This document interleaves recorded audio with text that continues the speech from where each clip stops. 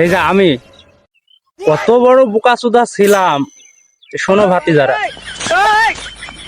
ওই তোমাকে না হওয়া ভাবি আমার এক্স, তার সাথে আমি যে কত সাংসারিক প্ল্যান করেছি আর কত ফ্যামিলি প্ল্যানই করেছি। আজকে আমার একটা বাচ্চা জন্মদিন, 4.5 বছর চলবে আজকে। তো সে তো ঠিকই তার স্বামীর ঘরে তার বাচ্চা কাচ্চা নিয়ে সুখে আছে। আমার তো বাল একবারে উইটে একবারে ঘুরি উল্টি চলে গেলে তো গার্লফ্রেন্ড জুটলো না। কথাবার্তা এই না, কথাবার্তা হচ্ছে এক ছোট ভাই প্রেম করছে, তার দেখানি যাবে না, তার গার্লফ্রেন্ডকে বলছে বাচ্চার নাম এ রাখবো ওই রাখবো। আরে আমি তার উদ্দেশ্যে বলছি, আরে তোর ওই পাত মেলা দিন আগে করে আইছি বা খেলে আইছি।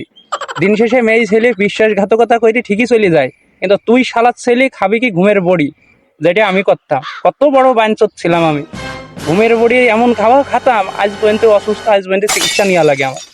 তাই বলছি দিন শেষে মেয়ে ছেলে খপ করে পড়ো না। বলে কি হবে জানো, সময় মতো মেয়েটা ঠিকই তার চোখ বুঝে ভালো স্বামী ভালো ভাতারের ভাত খাবে, বাচ্চা কাচ্চা নিয়ে সংসার করবে, সে ভাতার জানতেও পারবে না যে আগে কারোর সাথে তার লাংমাং ছিল বা অ্যাফেয়ার বলে নাকি খেতাছে।